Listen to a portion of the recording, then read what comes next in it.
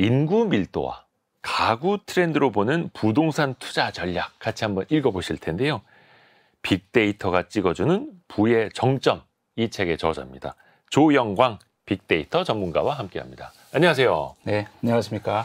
요즘 부동산 시장이 진짜 거의 한 1년 전하고는 180도 달라진 것 같아요. 네. 물론 지역에 따라서는 아직 체감이 안 되는 곳도 분명히 많이 있습니다만 네. 서울 수도권만 놓고 보면 많이 달라졌죠. 네, 맞습니다.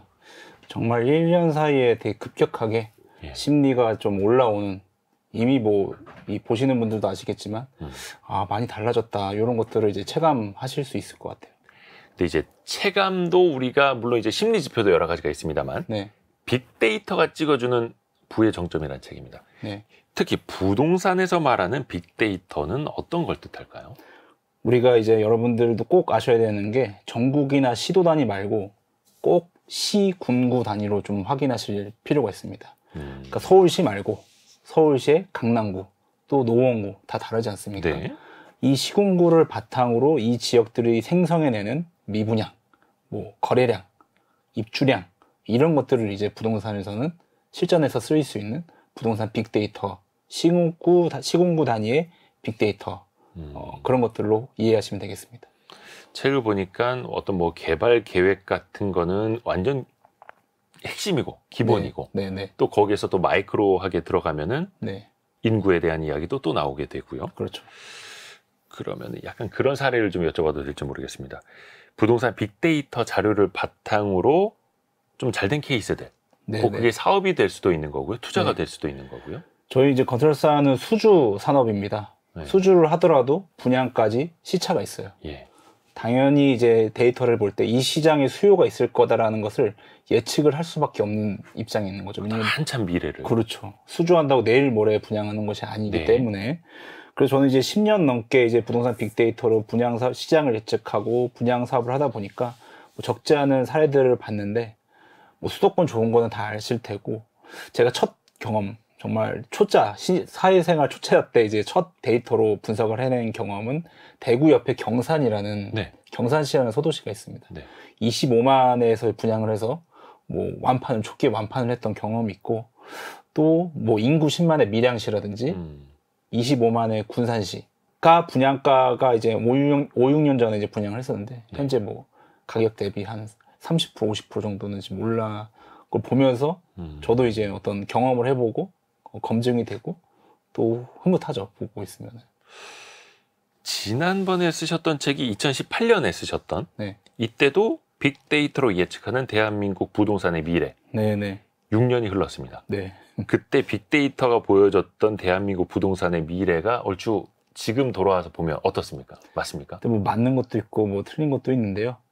가장 제가 제 세상에 내놓는 첫 책이고 가장 첫 이슈로 뭘 담을까 고민 많이 했는데, 그때 제가 웬만하면 변하지 않는 트렌드를 좀 알려보자 해서 인구 고령화보다 주택 고령화가 훨씬 더 중요하다. 그래서 책을 열어보시면 주택 고령화가 첫 챕터였어요. 그래서 그게 지금 6년이 지나면 지금 얼죽신이라는 말이 신조어가 생겨나듯이 얼어 죽어도 신축.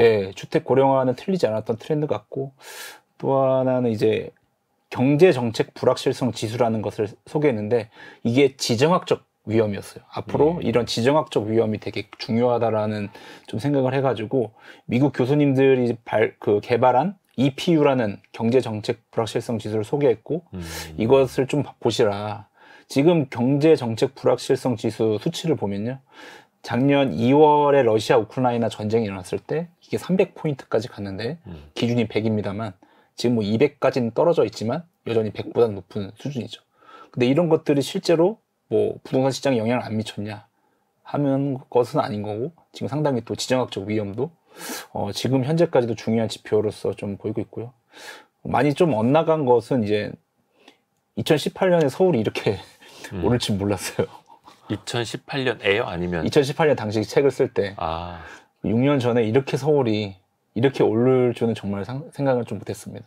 그때부터 19년, 20년, 21년 말까지 너무 뜨거웠죠. 그래서 요거는 제가 예측하지 못했던 트렌드였던 것 같습니다. 그러니까 그 정도로 오를 줄은 몰랐다. 네, 이 정도로 오를 줄은 몰랐습니다.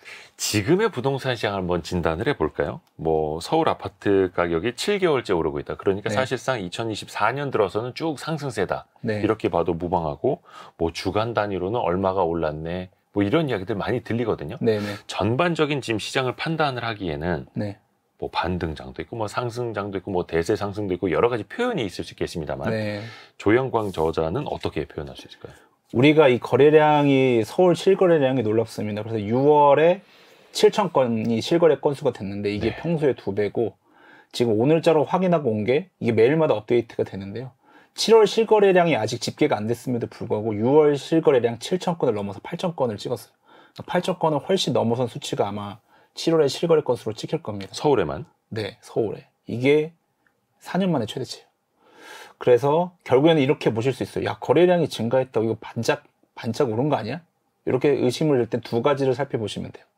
이거 거래가 증가했는데 이 거래 중에 상승 거래의 비중과 하락 거래의 비중이 얼마냐를 따져보시면 돼요. 예를 들면 거래량이 증가를 했는데요.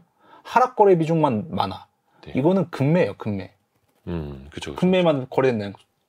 전 거래 대비 뚝 떨어진 것만 거래된다는 거예요. 네. 그거 하나랑 그 다음에 정말 이 거래가 급증한 만큼 이게 투자 거래일 수도 있고 투기 거래일 수도 있잖아요, 단기적으로. 네. 근데 사람들이 많이 이동한다? 즉 실수요가 많이 이동되는, 실수요의 이동이 수반되는 거래량이냐 일 경우에는 상당히 이제 일시적이지 않다라고 볼 수 있습니다. 그럼 현재 상승 거래 비중이 최근 1개월간 서울은 한 60%예요. 하락 거래 비중이 한 40%고. 즉 이거는 하락 거래의 급매가 이루어진기보다는 전 거래보다 계속적으로 상승하는 모멘텀이 강해지고 있다라는 것이고요. 또 하나는 이동이 수반되는가에서 있어서 서울이 4월부터 서울을 빠져나가는 인구가 갑자기 증가했습니다. 한 6천 명, 평소에 3, 4천 명 빠져나가다가 그럼 보통 패턴이 어떻게 되냐면 이 인구를 경기도에서 받아줍니다. 그래서 경기도도 4월부터 순유입이 6천 명씩 증가를 했어요. 네. 즉 이게 어떤 투자자의 단기 거래가 아니라 실수요의 이동이 수반되는, 또한 상승 거래 비중이 점진적으로 높아지는 일시적인 상승은 아니다라고 진단할 수 있겠습니다. 일시적인 상승은 아니다. 네. 그 거래의 유형과 인구 이동을 네. 같이 봤을 때 네. 특히 이번 책을 쓰실 때는 이제 6년 만에 쓰신 책이니까 어떤 내용에 조금 더 중점을 두려고 하셨어요? 그러니까 우리가 지정학적 뭐 위험, 뭐 금리, 저 사람이 어떤 정책을 내놓을까 되게 중요한데 예측하기 너무 어렵잖아요. 네. 그래서 제가 이번에 던져주고 한 메시지는 제가 10년 넘게 시장을 봐오고 실제 검증을 해보고 저도 투자를 해보고 하면서 바뀌지 않았고 앞으로도 안 바뀔 만한 것들을 좀 2개를 선물해 드리고 싶다. 이 앞으로도 안 바뀔 반석 같은 이 데이터 2가지를 좀 선보여 주고 싶다라는 마음으로 썼고, 그 2가지가 이제 웬만하면 안 바뀌는 인구 밀도와 상위 10% 소득, 이 시장의 부침에 상관없이 결국에는 부동산을 관심 없는 사람들은 모르겠지만 네. 기회를 찾고자 하는 사람들한테 이런 걸 다 뚫고 나갈 수 있는 그런 2가지의 반석적인 굳건한 어떤 데이터를 좀 소개해 드리고 싶어서 책을 쓰게 됐습니다. 앞으로도 안 바뀔 2가지. 네. 인구 밀도와 상위 10%의 소득 수준. 네. 이거에 따라서 또 투자 지형도가 또 달라질 수도 있는 거고요. 빅데이터가 찍어주는 부의 정점, 이 책을 함께 읽고 계시고요. 키워드를 하나씩 열어볼게요. 첫 번째 키워드는 인구 미신입니다. 네. 그러니까 인구론자들이 너무 인구론에 빠져 있다, 네. 미신에 가깝다라는 지적이에요. 네. 인구론자 분들은 훌륭한 인들을 많이 하시는데 네. 저희 같이 이제 부동산에 관심 있는 분들은 반만 들으시면 됩니다. 일단 서울은요, 인구가 지난 10년간 64만 명이 감소했어요. 그래서 10년간 집값이 많이 빠지지 않았습니다. 64만 명이 빠졌는데, 감소했는데도 불구하고요. 이게 체감이 안 오신다면 안산시 인구 정도가 서울에서 사라진 겁니다. 그런데도 집값이 10년간 많이 올랐죠. 그러게요. 이게 반만 맞은 것이 인구가 감소해도요, 워낙 인구 밀도가 높은 지역들은요 굳건합니다. 오히려 지금 인구 절벽 이런 얘기, 공포, 여러분들 네이버 뉴스 보시면 맨날 나오는 뉴스가 아름다운 뉴스보다는 여러분들의 공포를 자극하고 관심을 안 좋은 쪽으로 이렇게 움직이게 하는 것들이 많은데, 그것이 자체가 사람들이 기본적으로 공포에 반응을 하는데요. 여러분들이 상상을 해보시면은 여러분들이 인구 소멸 지역에 살고 있는 청년입니다. 근데 계속 언론이나 교수님들이 나와서 이 지역들이 사라지고 앞으로 어떻게 될 거다라는 보도가 이미 많이 됐고 앞으로도 보도될 텐데 그분들이 어디로 이동하겠냐라는 거예요. 다시 말씀드리면 인구 공포가 사람들을 계속적으로 몰고 갈수록 사람이 중요하기 때문에 사람들이 고밀 지역으로 상당히 강하게 빨리 쏠린다라는 것이죠. 그래서 앞으로 고밀 지역 자체가 사람들을 자석처럼 땡기게 될 겁니다.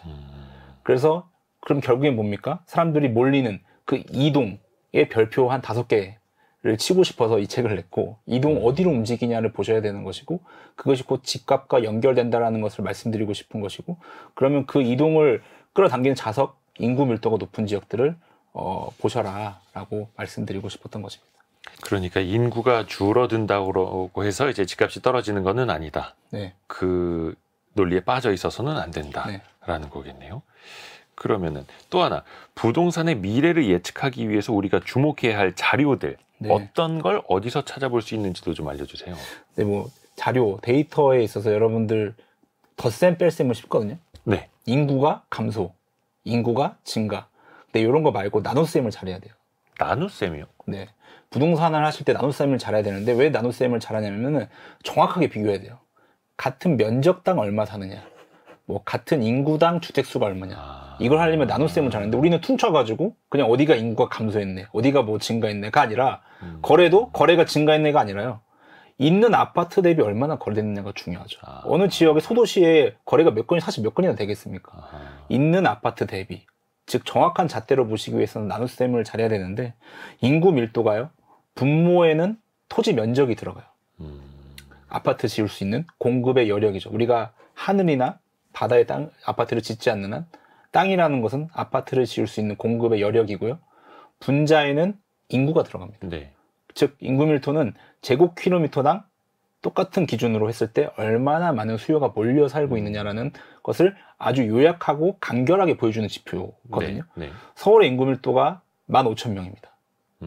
전국 평균은 500명입니다. 그게 제곱킬로미터다? 네. 제곱킬로미터 서울은 15,000명이 몰려 살고 있다는 거고 전국 우리나라 평균 자체가 500명입니다. 네. 그러니까 인구가 감소한들 사실은 크게 충격을 안 받는 게 30배예요. 과거에 16,000명이었다가 줄어들어 봤자 인구가 15,000명 몰려 살고 있다는 것입니다. 그래서 이렇게 정말 인구가 감소해도 너무나 사람들이 많이 몰려 있기 때문에 어떤 인구 감소의 팩터에는 상관이 없는 것이죠. 또 하나 강조하고 싶은 것은 서울뿐만 아니라 지방에도 이렇게 인구 밀도가 3,000명, 4,000명이 넘는 곳들이 있다라는 것이죠. 그럼 지방 사람들이 다 수도권을 이전하진 않을 것이고 지방에 사는 사람들도 그 안에서 고밀 지역으로 옮길 거예요. 왜요? 자꾸 공포, 인구 감소, 인구 소멸이라는 뉴스가 나오면 나올수록 사람들은 어떻게 한다고요? 고밀 지역으로 움직일 거기 때문에 인구 밀도 자료를 여러분들이 관심 있는 곳을 기본적으로 알고 부동산을 매수하거나 투자를 해야 된다라는 것이죠. 나눗셈이 중요하다. 사실 이런 생각들을 하기가 쉽지가 않은데 그래서 면적당, 인구당, 그렇죠. 주택당, 그렇죠. 무슨 대비로 봐야 한다는 거예요. 그렇죠. 그러니까 절대적인 것보다 상대적인 걸 봐야 된다는 개념. 이제 이해를 했네요.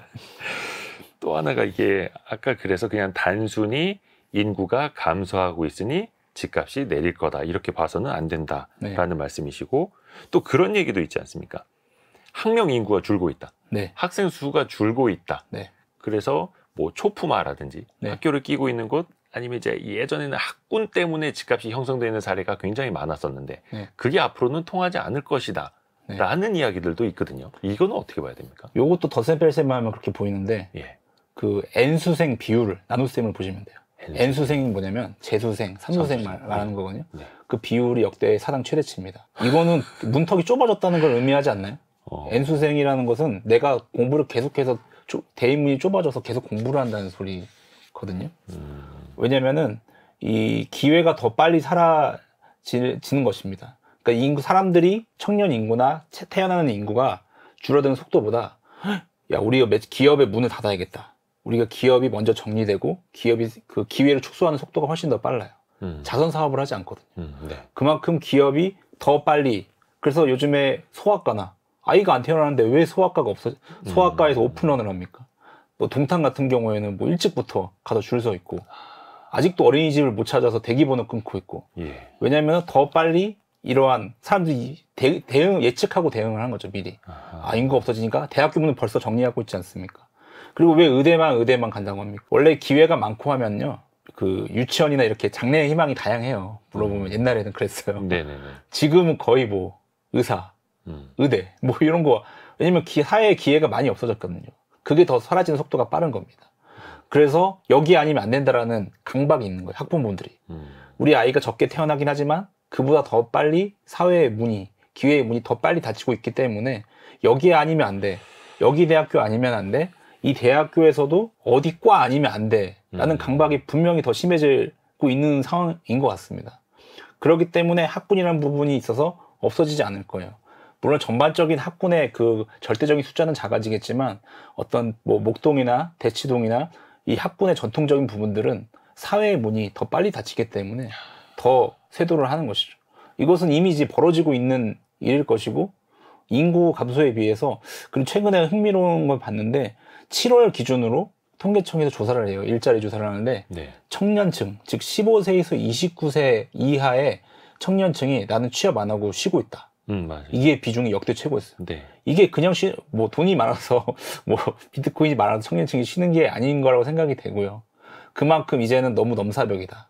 기업이 취업하는 게 이런 부분들이 이제 거의 포기로 나타나는 상황들이 이제 나타나는 것이죠. 그러기 위해서는 어떤 한 과, 특정 대학교 이런 부분들이 더 중요해지는 어떤 그런 것들이 반증이 되고 있는 증거라고 봅니다. 아마 이 방송 들으시는 분들한테는 되게 이제 불편하게 느껴지실 수도 있을 것 같아요. 교육도 마찬가지고 모든 부분의 경쟁도 마찬가지고. 근데 참 그게 우리 한국 사회가 안고 있는 현실이죠. 그렇죠. 현실이죠. 엄연한 그래서 현실이죠. 적어도 말씀드리고 싶은 것은 학군지가 뭐 그렇게 막 쉽게 사라지고 그렇지는 않을 것이다. 그러네요. 그러니까 어떻게 보면은 수요의 감소보다 공급의 감소가 더 가파르다. 그렇죠. 그런 뜻도 되겠네요. 아무도 자선 사업하면서 이 수요가 없는데 계속 팔진 않거든. 미리 문을 닫고 그러니까 그런 것들이 있는 거죠. 서울 지역 내에서도 초등학교가 서울에서도 통폐합을 하는 그런 사회가 되었는데 그런 현실이 되었는데 미리 먼저 움직이는 거죠. 교육의 공급 입장에서도. 그것이 어떤 학군이라든지 그런 입지 좋은 주택 수요를 또 낮추는 것도 아니다. 라는 거네요. 우리가 참 단순하게 봐서는 또 안 된다라는 것도 배우게 되고요. 그러면 다시 이제 인구 이야기로 돌아가서 서울에서도 뭐 전반적으로 다 인구 밀도가 높기는 한데 서울 내에서도 특히 인구 밀도가 높은 지역은 어디입니까? 서울 인구가 이제 15,000명이라고 기억하세요. 15,000명인데 그 제곱킬로미터당 15,000명. 그 정도는 알고 이제 부동산의 밀도 공부를 하셔야 되는데 그걸 상회하는 2만 명이 넘는 지역이 양천구하고 동대문구, 동작구 이 세 곳이 2만 명이 넘는 지역입니다. 인구 밀도가. 양천구, 동대문구, 동작구. 자, 그런데 그러면 인구 밀도가 제일 높은 지역이 집값도 제일 비싸야 되는 것 아니냐라고 생각할 수도 있는데 이것도 역시 그럼 뭔가 또 한 번 더 상대적으로 봐야 되는 거예요? 뭐 양천구, 동대문구, 동작구, 신축이 뭐 싸다고는 할 수는 없습니다만 이미 비싸죠. 그래서 인구 밀도로 충분히 설명이 되고 이제 강남 이런 데는 얼마냐 인구 밀도가 궁금해하실 거예요. 여기도 10,000명이 넘습니다. 그러면 인구 밀도 말고도 인구 밀도는 수요 공급에 관한 지표예요. 그렇죠? 공급 대비 얼마큼 수요가 몰리느냐 양적인 판단을 할 수 있는 좋은 지표인데 여기에서 질적으로 전환을 하려면 부자들이 많이 살고 있는 숙련된 고급 일자리를 출퇴근하시는 분들이 많이 살고 있는 소득 수준도 봐야 이제 질적인 부분까지 판단이 가능한데 그리고 여러분들 이 소득이 이것도 뭐 씁쓸한 얘기를 하지만 되게 양극화가 심해요. 그럼 어디 지역이 잘 사냐 했을 때 평균으로 비교하면 안 돼요. 왜냐하면 상위하고 중위하고 차이가 너무 커요. 그래서 어떻게 비교를 해야 되면 상위 10% 소득이랑 비교를 해야 정말 이 부와 이 부의 진검승부가 가려집니다. 그러니까 평균의 함정에 빠지지 말라는 거죠. 예를 들어서 그 동네 갑자기 빌 게이츠나 워런 버핏이 이사 오면 평균이 확 달라져 버리는 거니까. 그래서 하여튼 상위 수준으로 비교를 해야 되는 상위 10% 소득으로 봐야 된다. 제가 이제 서울이랑 경기도의 67개 시군구 도시들의 인구 밀도와 그 상위 10% 소득의 패턴을 분석을 해봤어요. 그러니까 인구 밀도가 높을수록 상위 10% 소득이 지역이 높아져요. 근데 그러다 흥미로운 것은 상위 10% 소득이 연봉이 1억이 넘어가는 순간 인구 밀도가 뚝 떨어져요. 예를 들면 용산이나 서초나 강남은 상위 10% 소득이 1억을 훌쩍 넘어가거든요. 근데 인구 밀도가 만 명 이내로 뚝 떨어지는 거죠. 아까 양천구 같은 경우도 2만 명까지 가다가 네. 이 서초나 강남이랑 뚝 떨어지는 거죠. 그래서 왜 그럴까 보니 이런 거죠. 초상위 집단 그룹 같은 경우에는 이 높은 가격이 어떤 바리케이드 역할을 하는 거예요. 그래서 이 10,000명 정도가 비간접적으로 나는 이 정도까지만 분비물을 허용할 거야. 20,000명은 너무 많다. 10,000명 정도 우리는 초상위 그런 그룹들이 그런 것들을 이제 간접적으로 인구 밀도를 또 낮추는 효과가 있는 것이죠. 어떻게 보면은 상위 10%의 평균 연소득이 1억 원을 넘어서면은 네네. 그 사람들이 인구 밀도가 낮은 곳을 택하는 것일 수도 있고 네. 그 지역 자체의 집값이 또 너무 높게 그렇죠. 형성되니까 그 상위 10%에 속하지 못하는 사람들은 진입을 못하니. 네, 그거 자체가 이제 간접적으로 바리케이드 역할을 하면서 문턱 효과. 네, 문턱 효과에서 좀 더 상당한 좀 쾌적하는. 그래서 1제곱킬로미터당 1만 명이 이 상위 도시들이 허용하는 어떤 분빔의 수준인 것 같습니다. 그래서 인구 밀도가 가장 높은 지역이 또 서울에서 가장 비싼 지역은 아닌 거고. 네네. 그리고 두 가지를 봐야 된다. 이게 상대적으로 또 교차해서 우리가 또 봐야 되네요. 네. 그러면 결과적으로 인구 밀도가 상대적으로 높고 고소득자가 더 많은 지역은 집값도 불패일까? 그래서 뭐 강남 불패 뭐 이런 말 나오는 걸까요? 네, 앞으로도 이어질까요? 그래서 이것도 뭐 말이 필요 없는 게 그 데이터로 보면 강남이나 서초나 뭐 상위 소득이 인구 밀도 당연히 10,000명이 넘고 네. 상위 소득도 너무 2억 현재 2억까지 올라간 상황에서 그걸 따라올 만한 도시들이 없습니다. 이러려면 소득이 갑자기 어느 도시가 증가를 하거나 고급 일자리들이 글로 모이거나 갑자기 그런 현상이 나타나는데 사실은 쉽지 않고요. 결국에 우리가 궁금한 것은 강남이냐 강남구냐 서초구냐 앞으로 그러면 뭐 이런 건데 제가 조사를 해보니까 평지에서 한강을 볼 수 있는 그 면적, 평지에서 한강을 볼 수 있는 땅의 면적이 서울이 한 0.7%밖에 안 되더라고요. 그러니까 한강을 볼 수 있는 게 이제 뭐 고바위도 있잖아요. 근데 평지로 볼 수 있는 게 0.7이에요. 여러분 평지 되게 중요하잖아요. 서울에서. 평지에서 한강을 볼 수 있는 게 뭐 반포라든지 뭐 잠실이라든지 뭐 이런 지역들인데 이게 이제 주택으로서 볼 수 있는 한강 조망이요. 네네. 서울 평지 기준. 한강에 연접해서 네. 0.7%인데 지금 여기가 어디가 이제 계속 카드 캐리를 해야 하냐면 서초의 반포지구, 아리팍이라고 아마 아실 거예요. 아크로 리버파크 이런 지역들이 이제는 쫙 개발이 이제 다 25년까지는 될 거예요. 그 다음에 넘어가는 게 이제 강남의 압구정이 그걸 바톤을 이어받을 겁니다. 강남구. 그래서 압구정 쪽으로 즉 2030년까지 바라본다면 서초구에서 강남구로 이제 레짐 체인지가 일어나는 거죠. 한강변, 평지 한강변, 압구정이 강남구에 있기 때문에 강남구 쪽으로 다시 촛대 넘겨질 겁니다. 서울 평지 기준으로 한강 조망이 가능한 주택을 세울 수 있는 땅이 0.7%라는 것도 이제 처음 알았습니다. 네. 이 데이터로 뽑아보면 또 이렇게 재미가 있는데 씁쓸한 건 저만 그런 거죠? 많은 분들이 공감하실 것 같습니다. 다음 키워드 하나 볼게요. 미래 유망 지역. 사실 물론 이제 어떤 분들한테는 불편한 이야기로 들리겠습니다만 또 어떤 분들한테는 주거지 마련, 네. 또 투자의 개념, 이왕 실거주 할 거면 그래도 내리는 집보다는 오르는 집을 사려고 네. 하는 게 이제 본능적일 테니까. 네. 그러니까 또 이렇게 경제방송 열심히 보시는 걸 텐데 미래 유망 지역은 어디일까? 물론 이제 책에도 여러 지역이 나옵니다만 네. 서울 집값은 이제 앞에서도 뭐 포기하는 세대 말씀을 해주셨습니다만 네. 넘사벽이 아니라 네. 넘사벽까지는 가지 않은 가격대들, 지역들 좀 생각해 볼 수 있는 데가 있을까요? 아까 제가 말씀드렸다시피 양천구에 목동이 움직이기 시작했어요. 목동 집값이 비싸니까 부동산에는 키높이 효과라는 게 있습니다. 이게 5억일 때 3억이랑 10억일 때 3억이랑은 싸다라는 느낌 자체가 달라요. 5억일 때 3억이랑 3억이에요. 10억일 때 3억이랑은 그것은 이 3억이 10억일 때 3억이 더 싸 보이는 옆 동네 대비. 네, 거든요. 키높이 효과라고 하죠. 주변 신축이 들어오면 옆에서 같이 따라 오르는 현상이라고 할 수 있는데 목동의 재건축이 움직이면 양천구가 고밀도시라고 말씀드렸고 그 옆에 준신축이 바로 신정 뉴타운이라고 있습니다. 그쪽이 이제 덩달아 같이 오를 거예요. 가격대가 이제 10억 아직까지 이하입니다. 그리고 또 하나는 동작구 말씀드렸는데 동작구는 노량진 뉴타운이라고 있어요. 네. 노량진 뉴타운이 8개 구역이 있는데 시공사가 마침 다 올해 선정이 됐어요. 즉 간다라는 것이고 여긴 비싸다면 그 옆에 신길 뉴타운이라고 이것도 준신축입니다. 이런 부분들이 앞으로 같이 키높이 효과로 현재는 저평가되어 있으나 이제 올라갈 수 있는 여력이 있는 도시들이죠. 이런 식으로 해서 어떻게 보면은 키높이 맞추기. 네. 예, 그거를 기다리는 전략. 근데 여기에도 약간 이거 속된 말이긴 한데 얼죽신, 네. 얼어 죽어도 신축. 네. 요것도 여기서도 통하는 겁니까 그러면은? 이거는 대한민국 어디나 통하는 이야기고요. 얼죽신이라는 것은 여러분들 헬리오시티 아시죠? 송파에. 예. 헬리오시티가 어디 있느냐면 가락동입니다. 네네네. 근데 예전에 가락과 잠실은 입지 자체가 갭이 많이 컸어요. 잠실이 훨씬 비쌌어. 근데 헬리오시티 9,000세대가 가락동의 가격을 잠실의 엘리트화. 네네네. 저 엘리트 구축인데 거의 동급이 됐습니다. 결국에 입지적인 차이가 많이 나더라도 신축이 되고 들어서면은 그 얼죽신이라는 효과가 헬리오시티를 보시더라도 알 수 있는 것이죠. 근데 이게 불과 작년까지만 하더라도 저희가 뭐 특정 아파트를 언급해서 그렇습니다만 가격이 엄청 빠졌다. 네. 막 이런 얘기 많았었지 않습니까? 네네. 근데 방금 말씀하신 거기도 1년 사이에 한 5, 6억 이상 지금 가격 차이가 나고 있죠. 네네. 이 현상은 어떻게 이해를 해야 됩니까? 거기가 주변에 무슨 뭐 경쟁 대단지가 다시 들어선 것도 아니고. 네, 아무것도 변하지 않았는데 네. 결국에는 우리가 입지도 있지만 부동산에서 입지는 잘 안 변합니다. 뭐 철도 개발한다고 해서 뭐 몇십 년 하루아침에 되지 않으니까. 네. 그런데 사이클이 되게 중요한 거예요. 타이밍, 언제 사느냐도 중요합니다. 그래서 제가 첫 번째 책에서도 타이밍을 잡는 법에 대해서 말씀을 드렸는데 여러분들 이런 거예요. 우리가 집을 살 때 너무 많이 빠졌어.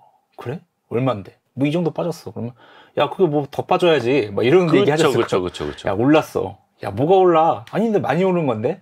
이렇게 말을 싸움을 하는 게 별 도움이 안 됩니다. 데이터가 있으면 내가 송파구에 집을 사고 싶다. 어떤 특정 지역 시공구에 사고 싶다면 그 지역의 10년치의 가격 변동률을 알고 있어야죠. 네네네. 그렇죠. 꼭 어디다 대고 물어보시는지 모르겠는데 그런 걸 데이터에 담아두고 내가 10년치에 여기 도시를 봤는데 야 연평균 마이너스 3% 빠진 적 거의 없어. 머리에 있으세요? 여기는 5% 이상 오른 적이 없어. 머리에 있으세요? 그 지역에 KB 부동산이나 한국 부동산에 다 나와 있습니다. 그렇죠. 10년치 데이터를 머리에 담아두시고 여기 미분양이 5,000세대 이상 간 적 없어? 그럼 생각을 해보세요. 내가 마이너스 3% 이상 간 적이 없어. 이 도시는. 근데 통계에 보니까 마이너스 3% 이상 빠졌어. 그때 흥분하셔야 돼요.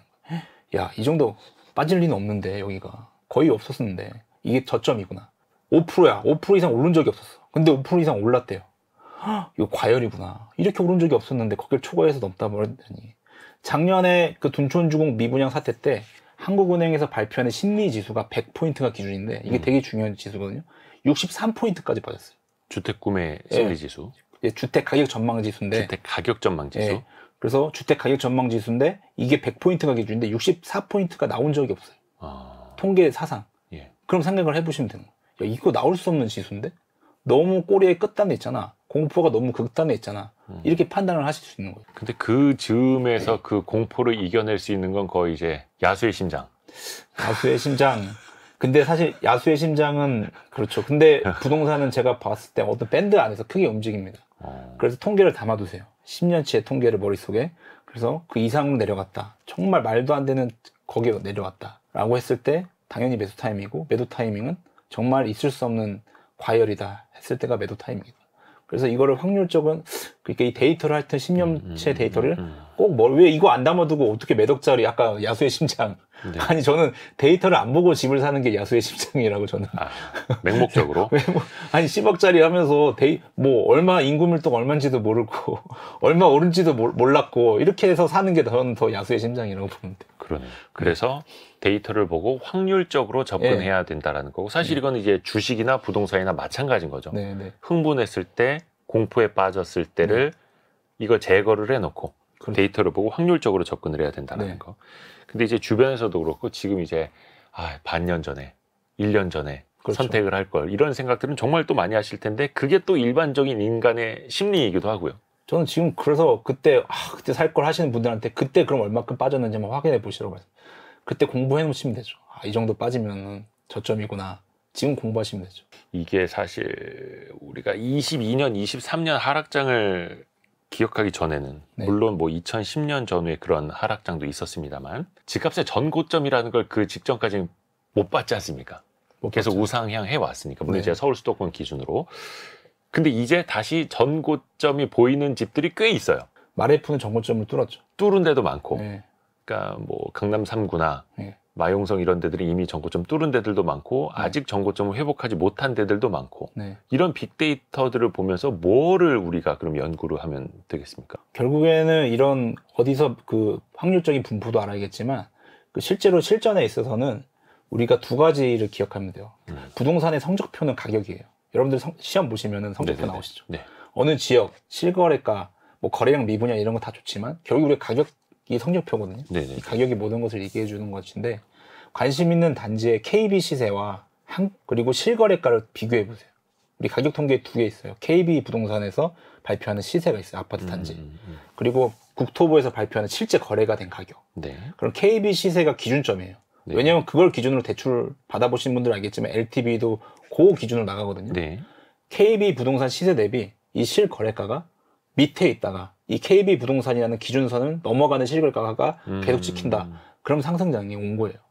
근데 이러다 KB 시세 밑으로 실거래가가 떨어진다? 그럼 뭐예요? 하락장이 온 거예요. 근데 이거를 안 보고 뭐 막 많은 말들이 오가고 뭐 어쩐다 저쩐다가 그것보다는 정말 직관적이죠. 그래서 기준선 대비 시세를 보시면 아 이제 더 떨어지겠구나 기다려야지. 혹은 아 이제는 오르는 장이니까 내가 정말 매수를 고민해 봐야겠다. 그 단지잖아요. 여러분들 관심 있는 거 지역을 사는 게 아니잖아요. 그 단지잖아요. 그 단지는 2개의 시세 데이터를 비교해 보시라. 그러면은 뭐 크게 실패할 확률이 없습니다. 근데 이제 집값도 뭐 소득 대비 너무 비싸다. 거품 네. 논란. 그래서 이제 소득 대비 집값을 뭐 PIR 지수로 화해해서 보시는 분들도 있고 네. 또 어떤 분들은 집값을 움직이는 거는 상위 몇 %이기 때문에 뭐 조영광 저자님도 말씀하신 것처럼 그 데이터 평균에 뭐 함정에 빠지면 안 된다. 이런 지적을 하시는 분들도 있겠고 이게 뭐 물론 이제 주식 같은 경우에도 밸류에이션을 하는 가치평가라는 데도 여러 논쟁이 있습니다만 네. 부동산의 가치평가, 거품인지 아닌지는 어떻게 따져봐야 됩니까? 거품이 아닌지는 뭐 말씀드렸다시피 가격이나 거래가 증가할 수 있어요. 증가하는 요인은 실수요가 움직일 수 있고 투기적인 요인이 움직일 수 있죠. 실수요가 움직이는 거는 사람이 움직여야 된다는 거예요. 지금 그래서 우리가 아파트의 핵심 몸통 수요는요. 뭐 4인 가구도 있지만 앞으로 4인 가구 감소한다고 하니까 네. 2, 3인 가구. 2, 3인 가구. 그렇죠. 2, 3인 가구가 25평에서 34평을 주로 거기에 거주를 하시거든요. 그럼 그 수요가 움직이면서 집값이 크게 움직이냐. 이걸 비교해 주시면 돼요. 가격의 움직임과 실수요의 전출입, 인구의 이동을, 가구의 이동을 같이 비교해 보시면 돼요. 예를 들면 2006년, 7년이 버블이었는데 이때가 그런 상황이었어요. 인구 이동은 거의 없었는데 가격만 올랐던 시장이 바로 2006년이었고 2022년이 그랬어요. 2022년도 가격만 엄청 올랐는데 사람들이 요동하지 않았어요. 그러니까 투자자들만 거래가 된 거죠. 그리고 터졌죠. 근데 지금은 좀 다르다라는 걸 초반에 말씀드렸고 그래서 버블이냐 아니냐 실수요의 이동과 같이 보시면 된다. 실수요의 이동과 네. 같이 봐야 된다. 네. 이어지는 키워드가 1인 가구 미신입니다. 네. 아까 그 인구론에 빠지지 말라. 네. 인구 미신이라는 키워드도 열어봤는데 1인 가구 미신. 이게 그거 아닙니까? 1인 가구가 늘어나니까 뭐 소형주택이라든지 네. 또 가구 수가 많이 더 늘어날 것이다. 그래서 이제 수요도 1인 가구 중심으로 봐야 된다. 이런 네. 논리 아니었을까요? 이게 한 20년 된 얘기입니다. 20년이 됐어요 벌써? 네. 우리가 이제 장래 가구 추계를 해요. 통계청에서 1인 가구가 몇 명 될 거다. 2인 가구가 몇 명 될 거다를 장래 가구 추계라고 합니다. 이거 되게 중요합니다. 장래 가구 추계 꼭 적어주시고 장래 가구 추계를 언제부터 시작했냐면 통계청에서 2002년부터 발표를 했어요. 그때부터 1인 가구가 대세가 될 거라는 얘기가 2002년에 나온 거예요. 그게 지금 현실이 되고 있죠. 현실이 이미 된 지도 꽤 됐죠. 뭐 나 혼자 산다라는 뭐 타방송인가 하여튼 그런 예능이 엄청 지금 뭐 그쵸. 유행한 지 꽤 됐으니까 혼자 사는 거에 대한 뭐 솔로 라이프 이런 것들은 부동산 트렌드에서 엄청 오래된 얘기입니다. 근데 여기서 흥분을 한 거예요. 2002년도에 이제 딱 1인 가구 대세가 된다니까 그럼 소형 오피스텔을 많이 지어야 돼. 미래의 대세래. 미래의 대세인데 아직 1인 가구가 빨리 증가한 건 막 다음에 박 증가한 건 아니잖아요. 네. 근데 너무 흥분을 해서 이제 공급하시는 분들이 시행사나 시공사나 너무 빨리 소형 오피스텔을 많이 지은 거죠. 1인 가구는 이렇게 증가하는데 공급 자체가 너무 가파르게 흥분을 하니까 자꾸 이게 회자되니까 그러면서 오버가 되니까 2015년, 20년에는 너무 공급 과잉으로 소형 오피스텔이 불황이 왔고 최근에는 공급이 줄긴 했으나 오피스텔을 주택수에 포함하는 게 이게 되면서 아예 투자 열기도 시켜지면서 이제는 오피스텔 공급은 안 된다. 이렇게 논리가 지배되면서 이제 오피스텔 입주량 자체는 23년을 기점으로 이제 감소할 전망입니다. 이게 수요와 공급을 이제 같이 봐야 된다라는 이야기를 정말 교과서처럼 여러 번 하는데 수요는 우리가 주변에서 이제 체감을 하기도 하고 근데 공급 데이터로 보는 것도 쉽지가 않고 이 공급을 하는 이제 건축 사업자들 입장에서도 물론 시장 예측이 어렵습니다만 공급자들의 공급을 예측하는 것도 또 어렵고 이것 또한 심리에 따라서 확 늘었다가 맞습니다. 확 줄었다가 이러니까 부동산 시장도 막 가격 왜곡이 나타났다 반복되는 거잖아요. 그렇죠. 수요 공급의 미스매치가 사이클을 만들 수밖에 없는 거죠. 그렇죠. 그러니까 이제 경제가 사이클을 타면서 세계 경제도 그렇게 돌아가는 건데 이 수요 공급은 사실은 어떻게 보면 정확히 매치가 될 거라고 생각하는 것 자체가 자본주의 사회, 시장 경제에서 맞지 않는 거고요. 우리가 신이라면 가능한데 그게 아니기 때문에 그건 뭐 어쩔 수 없는 상황이지 않을까. 근데 이거를 항상 상수 같은 변수로 둬야 되는 거네요. 그렇죠. 언제나 미스매치는 있고 그렇다면 지금 사이클은 어딘가를 판단해 보실 필요가 있죠. 이게 사실 주식도 그렇게 갑자기 이제 가격이 떨어졌을 때 수급의 불균형이 나타났을 때 합리적이지 않은 시장이 나타났을 때 싸게 사는 게 이제 가치 투자의 출발점이기도 한데 부동산도 그럼 거의 비슷한 거예요? 그렇죠. 결국에는 이런 공포장과 그 극화랑장 어디쯤에 있는가 판단을 하셔야 되는 거죠. 뭘로요? 시공구 데이터로. 10년치 이상의 데이터를 가지고. 그러면 지금 시점에서 소형 오피스텔 투자는 어떤 거예요? 지금은 이제 공급이 감소한다고 제가 말씀을 드렸어요. 그럼 결국에는 오피스텔 상품 본질 자체가요. 오피스텔을 사서 내가 5천만 원 이익을 봐야겠다. 매매가가 오른다고 오피스텔 투자하면 안 돼요. 본질은 그게 아니에요. 그건 아파트죠. 본질은 수익형 상품은 뭐냐면 따박따박 들어오는 월세가 본질이에요.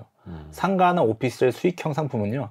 내가 투자한 거 대비 은행의 예금 금리를 초과해서만 꾸준히 월세를 드릴 수 있다면 그게 목적이거든요. 그래서 제가 이제 부동산의 실거래가를 다 분석을 해봐서 월세가 많이 일어나는 오피스텔이 어디 지역에 몰려있냐를 봤더니 흥미로운 게 광명 역세권이나 수서 역세권 같은 KTX나 SRT 있는 지역의 오피스텔이 거래가 많이 되더라고요, 월세가. 그래서 이런 쪽이 이제 매력도가 있구나, 확연하게. 그러니까 광역철도의 인근에 있는 오피스텔이 월세가 많이 된다, 거래가 많이 되더라. 이것도 이제 수요는 꾸준한데 공급은 줄고 있고, 근데 그 중에서 보면은 수요가 더 꾸준한 이제 역세권 중심으로. 광역철도에 특히. 근데 이것도 특히 이제 수익형 부동산이라고 하면은 얼마에 사느냐가 결국은 수익률을 또 좌우하지 않습니까? 그렇죠. 근데 이제 지금 오피스텔은 거의 완전히 공포장이 계속 이어지고 있는데 사실은 오피스텔 올라도 많이 안 오르고요. 보시면 떨어져도 많이 안 떨어집니다.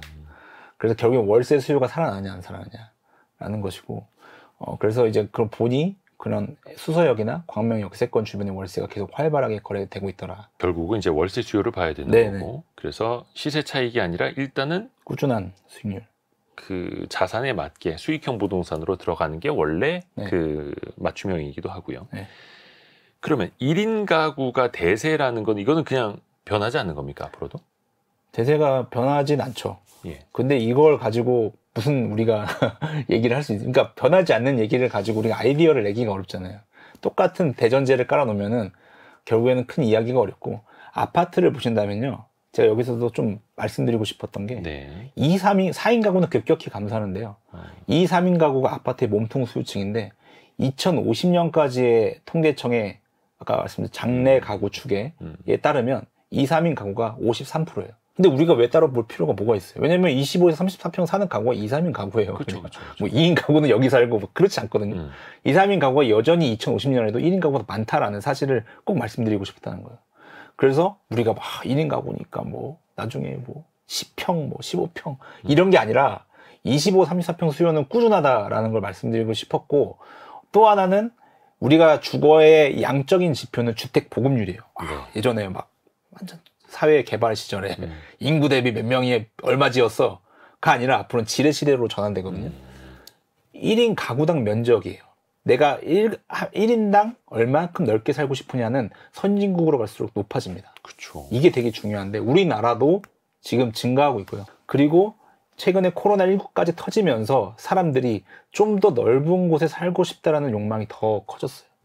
우리가 선진국에 발전하는 궤와 코로나19 사건을 겪으면서 1인 가구당 면적이 증가한다는 건 뭘 시사하냐면, 물론 비싸서 확 증평을 하기는 어렵지만 계속적으로 어느 정도 오면은 평수를 좀 더 넓혀간다. 1인 가구도 뭐예요? 원룸 7평이에요. 이제 거기에 살고 싶어 하지 않거든요, 사람들이 기본적으로. 그래서 좀 더 넓어지는 그런 평형대에서 생각을 하시고 매수를 하셔야 돼요. 지금 우리 2인 가구니까 20평 살아야 되는 거 아니야? 그것보다는 좀 더 여력이 된다면 좀 더 큰 아파트에 대해서 생각을 해보실 필요가 있어요. 장래의 그 면적, 우리나라가 양에서 지금 질로 넘어가는 국면에 있어서 꽉 맞춰서 사는 아파트라고 생각했을 때는 매력이 떨어지는 거죠. 그러니까 2인, 3인 가구도 24평에 만족하지 않고 그렇죠. 32평으로 가려고 하고 실제로 나타나고 있습니다. 아하, 그게 또 실제로 나타나고 있는 네. 거고요. 다음 키워드가 액티브 시니어입니다. 네. 우리나라 이제 뭐 초고령 사회에 드는데 네. 액티브 시니어를 빼놓을 수가 없죠. 네. 근데 이분들이 그러면 이제 주택 시장에서는 어떤 역할을 하게 되는 거예요? 이분들은 이제 상당히 이제 우리나라에서 가장 많은 자산을 보유하고 있는 세대가 이제 50대, 60대. 뭐 50대, 60대를 액티브 시니어라고 부릅니다. 액티브 시니어는 기존의 어르신보다 훨씬 더 건강하고 공부도 더 많이 하셨고 이런 분들이 금융도 열심히 하시고 은퇴를 하더라도 적극적으로 자산을 운영하고 뭐 이런 부분들에 있어서 이제는 이런 거예요. 예전에는 우리 자녀를 위해서 내가 한 번 바쳐서 끝까지 열심히 했다고 하면은 이분들은 자기가 살고 싶어 한 것을 과감하게 떠납니다. 설문을 해보면 나는 언제까지 아이들 뒷바라지 하실 겁니까? 했을 때 예전에는 결혼 때까지 지금은 대학교까지만 이라고 바뀌었어요. 그래서 적극적으로 학군지 어느 정도는 있겠지만 이제는 두 분만의 생활을 위해서 이 은퇴 이후의 생활을 위해서 적극적으로 입지를 옮겨가는 어떤 이런 현상들이 액티브 시니어 분들이 주도하실 겁니다. 그러면 주거 스타일은 어떤 걸 선호하게 될까요? 아무래도 이제 가족들이 다 독립되고 있으니까. 근데 그렇다고 해서 아까 말씀해 주신 거 보면은 또 소형 평형대를 또 원할 것 같지도 않고요. 그렇지 않습니다. 그래서 에이징 인 플레이스라고 사람들이 액티브 시니어에게 물어보면 어디서 노후에 보내고 싶습니까? 네네. 물어보면 내가 살던 곳. 내가 살던 여기에서 나는 원래 관계를 맺던 사람들과 더 즐겁게 내 여생을 보낼 거야. 나는 양로원이나 어떤 요양원이나 그런 한적한 곳으로 싫어. 나는 여기 도심에서 머물 거야. 그리고 그런 부분들이 되게 강해지고 있거든요. 물론 비싼 주택이긴 하지만 더 클래식 500이라고 이게 성공리에 프리미엄 시장을 열었어요. 노후 주거지인데 이게 프리미엄 시장을 열었고 이게 지금 계속 정부에서도 법을 바꾸면서까지 이런 걸 좀 열어주자. 왜냐면 건강하신 액티브 시니어가 많아지니 이러한 양로원의 개념을 넘어서 차별화된 서비스를 받을 수 있는 실버타운이 아니라 고급 실버타운 쪽으로 계속적으로 양성화하자라는 쪽으로 지금 가고 있는 상황입니다. 그래서 지금 최근에는 부산 기장에 오시리아라는 관광단지가 있어요. 네. 거기에 이제 어떤 엘사의 브랜드가 되게 비싼 그 실버타운이었는데 그것도 뭐 초반에 다 분위기가 완판이 됐고 그러면서 이제는 그 도시나 휴양 관광지 이런 것들이 앞으로는 한 5년, 10년 후에는 이런 것들이 이제 프리미엄 시장이 아니라 더 내려와서 프레스티지 시장까지 중상위층까지 이런 것들이 좀 커질 것으로 보입니다. 액티브 시니어들 살던 곳. 그러니까 어떻게 보면 이분들은 계속 도심에 살던 분들은 도심에, 좋은 주택에 살던 분들은 계속해서 좋은 주택에. 그렇다 보니까 어떻게 보면 이제 건설 시장도 그분들 맞춤형으로 흘러가는 거고요. 또 하나 부동산 시장을 바꿀 또 다른 주인공으로 여성을 꼽으셨어요. 구체적으로 보면 뭐 나이대나 어떤 여성을 말하는 겁니까? 연령부를 따져보면은 40대 비혼율이 좀 높아지는데 특히 40대 여성이 결혼 안 하는 비율이 상당히 높아집니다. 즉 이분들이 거주지를 어디로 옮기냐면 법세타운, 법조 쪽으로 옮기다. 문정동, 물론 문정 법타운이나 수원에서도 법조타운 쪽으로 많이 이주를 하시는 경향이 보여요. 이 고소득 전문직이다 보니까 이렇게 굳이 결혼을 하기보다는 나만의 생활을 영위하려는 그런 트렌드가 이제 주거에도 잡히는 거죠. 그럼 이분들은 결혼을 안 하고 이런 주거의 모든 서비스를 받고 싶어 하세요. 마치 컨시어지 서비스처럼 이런 호텔에 가시면 컨시어지 서비스 같은 거 있지 않습니까? 이런 모든 것들을 내가 살고 있는 곳에서 다 받고자 한다. 그래서 뭐 이런 것들을 보셨을 거예요. 뭐 최근에 뭐 10억짜리 오피스텔이 거래됐다. 뭐 초고층, 초고가 레지던스가 상품이 뭐 거래가 됐다. 이런 부분들이 바로 40대 고소득 여성분들이 이끌어가는 이런 고급 서비스가 영위되는 시장들 한 축을 만들 거고요. 또 하나 여성들은 50, 60대 여성분들 이동 걸 보니까 이런 양평이나 가평 쪽으로 이동하는 경향이 보여요. 이분들은 이제 나는 가사노동의 은퇴라고 하더라고요. 내가 가사노동 다 했으니 또 나만의 생활을 영위하겠다라는 부분을 통해서 서울과 가까우면서 도로교통을 운전할 수 있는 그런 쪽으로 또 이동하는 경향이 있습니다. 그래서 40대의 정말 독신 전문직 고소득 여성분들과 그리고 가사를 은퇴하신 50, 60대 분들이 또 주거 지형을 한 축을 앞으로 만들 것이라고 예상이 됩니다. 40대 어떻게 보면 이제 골드미스일 네. 수도 있겠고 50대, 60대 여성은 가사 생활을 이제 은퇴하고 네. 내 삶을 살겠다. 네. 근데 여기에 남성들은 어떻게 같이 그냥 딸려가는 겁니까? 골드미스야 뭐 싱글이겠습니다. 남성분들한테 죄송한데 네. 그렇습니다. 아 그냥 예, 남성분들은 이제 계속적으로 네. 좀 뭔가 민감 따라가는 경향이 있거나 네. 둔감하시는 일만 계속 사회에서만 계속 일하다가 그래서 우울증 이런 지표 같은 경우 보면은 50대 남성의 우울증 상당히 높습니다. 반면에 50, 60대 여성의 행복지수는 좀 다시 올라가요. 왜냐하면 남성보다 여성이 관계지향적이에요. 예, 그렇죠. 어떤 관계에서라도 이렇게 좀 더 유연하고 행복을 찾아가는 그런 것이 있는데 이 남성분들은 계속 어떤 관계가 이제 사회적인 부분에 갇혀 있다 보니까 이게 은퇴 후에 뭔가 조금 찾기가 어려워하시는 그런 부분들이 있다고 하더라고요. 그렇죠. 이제 50대 되면요 슬슬 은퇴를 고민해야 할 나이인데 동네 옆 단지 아니면 옆동 아저씨 만나서 갑자기 친구 맺기는 어려운 불가능에 가깝고 그런 게 이제 여성이 훨씬 더 강하다. 여성분들께 또 되니까. 네. 그래서 남성분들도 항상 50대 이후를 생각하면서 동네에서 친구 맺는 방법, 네. 혼자 밥 먹는 거, 사소한 이런 관계, 연습하고. 새로운 관계. 아, 이게 근데 부동산 시장에도 영향을 주는 거예요? 혹시나 그런 게? 이게 영향을 미치는 게 에어비앤비예요. 에어비앤비에서 조사를 했는데 예. 우리나라 50, 60대 여성들이 호스트로 있는 경우가 상당히 많아요. 그러니까 이제 뭐 다 떠내 보내고 이렇게 여성 혼자 이렇게 있을 때 에어비앤비랑 하면 뭐야? 외국 분들을 네. 내 집에 빈 방에다 모시는 거거든요. 근데 이게 남성분들은 어려워요. 이게 환대하거나 이게 좀 어려운데 이 여성분들은 언어도 좀 배우신 분들은 가능하다 이거죠. 가서 이제 환대에 능하신 거죠. 외국인 분들이라도. 액티브 시니어라고 해서 이제 언어 능력도 이제 뛰어나시다 보니까 되게 재미있는 통계였어요. 액티브 시니어에서 호스트가 우리나라에서는 50, 60대 여성분들이 호스트인 경우가 상당히 많다. 재미나네요. 네. 데이터를 통해서 이렇게 여러 가지 이야기가 나옵니다. X세대가 부동산 시장을 주도할 것이다. 네. 이렇게 전망하셨어요. 근데 따지고 보면 이제 X세대가 네. 어떻게 보면 가장 소득이 많은 나이대로 가고 있는 거죠. 그렇죠. 향해 가고 있죠. 예. 근데 얘는 X세대는 아파트 네이티브 세대예요. 이 X세대가 1970년 중반에서 80년 초반에 태어난 사람들을 X세대라고 정의를 하면은 그때 우리나라에 무슨 일이 있었냐면 여러분 청약홈 들어가서 청약해 보셨어요? 네. 그게 바로 주택 공급에 관한 규칙에 의거해서 하는 거예요. 청약제도의 근간이 주택 공급에 관한 규칙이고 그리고 이게 그때 태어났고 1975년, 80년 사이에 네. 그리고 역세권이 뭐예요? 지하철 2호선이 그때 개통됐어요. 그쯤에. 그리고 8합권이 그때 태어났어요. 경기고 뭐 이런 게. 네. 또 우리가 알고 있는 LDK 평면. 그러니까 지금 뭐 거실이나 주방이 당연히 통합돼 있죠. 근데 예전에는 안 그랬단 말이에요. 화장실도 분리돼 있었고 주방도 거실도 분리돼 있었는데 이게 통합된 평면이 타 X세대가 태어날 고즈음에 태어났고요.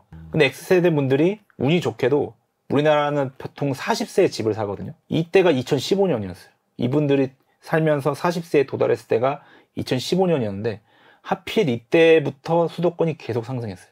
2015, 16, 17.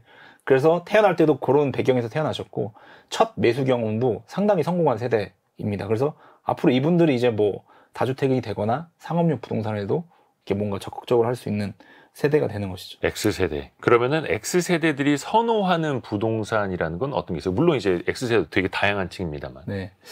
제가 이것도 하면서 흥미로운 게 이제 라디오 하시니까 네. 가장 라디오를 많이 듣는 그 시간대가 어디냐면 출퇴근 시간 평일에. 예. 근데 가장 많이 그때 듣는 연령층이 남성 40대 남성이에요. 그러니까 아빠들이 출퇴근하면서 이 자동차 안에서 라디오를 듣는 거예요. 예. 근데 자동차 운전해서 출퇴근하시는 분들 아시겠지만 쉽지 않습니다. 너무 고됩니다. 비만도 되고요. 저도 해봤지만 상당히 살이 많이 찌고 고됩니다. 근데 이런 데에다가 운전 대신에 GTX를 틀어줄게. 불편하게 힘들게 다니지 말고 수원이나 양주 같은 데에서 이제는 도로교통을 하지 말고 편하게 철도로 가. 이런 부분들이 상당히 흥분한다는 거죠. 40대 40대 가구주들한테. 그래서 X세대들이 되게 GTX에 반응하는 것이고 그래서 GTX 이런 역세권에 대해서 흥분하는 게 바로 핵심 수요층인 40대의 그런 매력도를 당기는 부분이 있어서 GTX가 이렇게 계속적으로 GTX 뉴스가 지금 나온 지 6년, 7년, 8년 됐어요. 네. 여전히 관심이 높지 않습니까? 이런 부분들이 바로 이 40대 X세대들을 또 마음을 당기기 때문에 그렇습니다. 근데 그 GTX 역세권을 놓고도 이게 그 효용이 있을 것이다. 네. 아니면 이제 좀 한계가 있을 것이다. 네. 좀 주장은 엇갈리더라고요. 네, 네. 물론 이게 뉴스 검색이나 관심도로는 데이터가 나오겠습니다만 네. 아직 뭐 GTX는 아주 특정 구간, 짧은 구간밖에 개통이 안 돼 있고 네. 이게 조영광 저자께서는 GTX가 수요 분산이라든지 집값 분산 혹은 나아가서 부동산의 어떤 뭐 가격 지형들을 바꿀 정도의 영향이 있을 거라고 혹시 보세요? 영향 당연히 있고요. 근데 GTX는 가로치고 정치랑 연결돼 있습니다. 정치랑 연결돼 있어요. 네. 내가 이걸 빨리 개통을 해야 돼. 그렇기 때문에 완성된 게 나와야 되는데 이게 좀 급하다 보니까 가다 말아. 네. GTX가. 그럼 당연히 효과가 없죠. 일단 몇 개 역부터 뚫어놓고. 아니, 용인에서 내가 뭐 분당 가려고 GTX를 타진 않지 않습니까? 네. 상식적으로. 용인에서 사람들이 어디를 가고 뭐 용인에서 강남도 갈 수 있어요. GTX 없이. 지금 그걸 바라는 게 아니라 용인에서 서울역으로 가고 싶어 하는 거예요.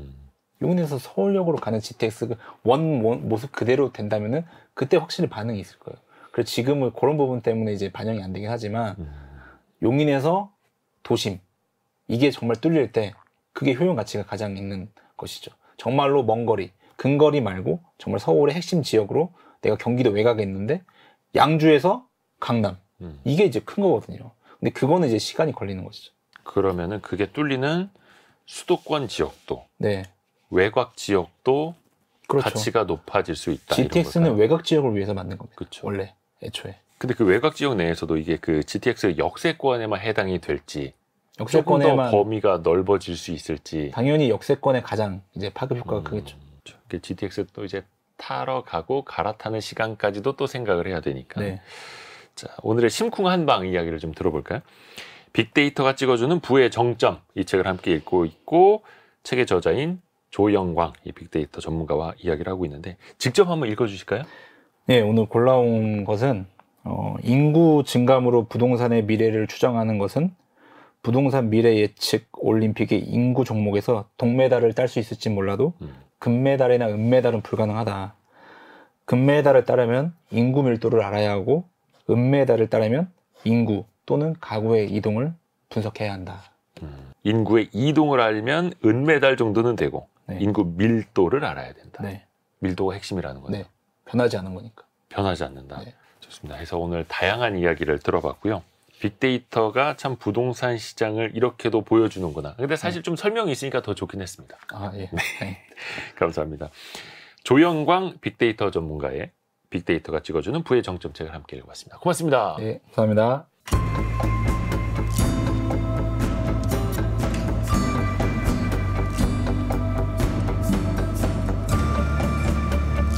시장에 빠지면 원래 했던 것보다 더 빠진다라고 알고 있는데 사실은 안 그래요. 본인들이 퍼나 PBR 계산은 잘못했던 거예요. 너무 쓸데없는 정보들을 많이 알려고 하죠. 오랫동안 움직이지 않았던 기업들은 공통적으로 나밖에 없을 가능성이 높아요. 그러다 갑자기 땡기면 세상의 모든 걸 나 혼자 다 가져가요. 중요한 건 100배 오를 동안 돈 번 사람이 여의도에 단 한 명도 없다는 놀라운 사실입니다. 이 주식은 원래 그래. 끝이었어요, 진짜로.